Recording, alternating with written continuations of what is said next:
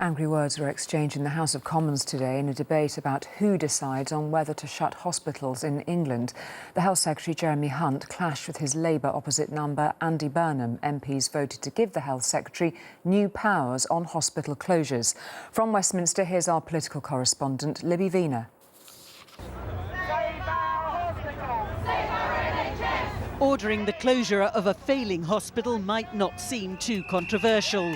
But what brought these protesters to Westminster today was the prospect that any hospital anywhere could now be shut on the say-so of the Health Secretary.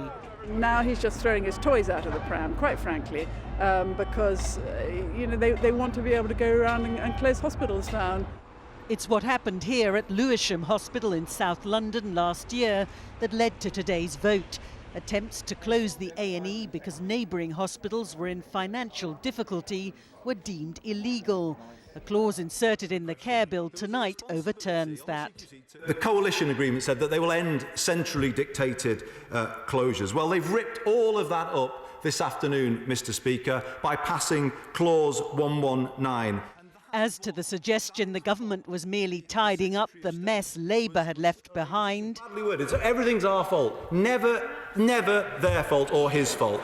Shadow Secretary of State is banding around some big words like arrogance. So will he now show some humility and recognise that of 14 hospitals in special measures, every single one of them had warning signs when Labour was in office, and Labour failed to sort out those problems? Labour now claim more than 30 hospital trusts are at risk, among them Barking, Havering and Redbridge Trust, the Derby Hospitals Trust and Shrewsbury and Telford Hospitals Trust.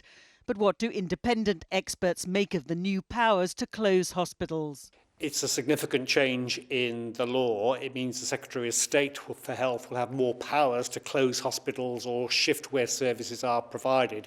It's a very blunt instrument. It should be a last resort in the NHS. The government may have won tonight's vote comfortably. Less comfortable are likely to be the battles ahead over which departments to close in failing hospitals, or even in some which are considered quite successful. Libby Vina, ITV News, in the House of Commons. So, Libby, there have been clashes on health today, but just... MPs have voted through measures giving ministers more powers to close hospitals, even if they're performing well.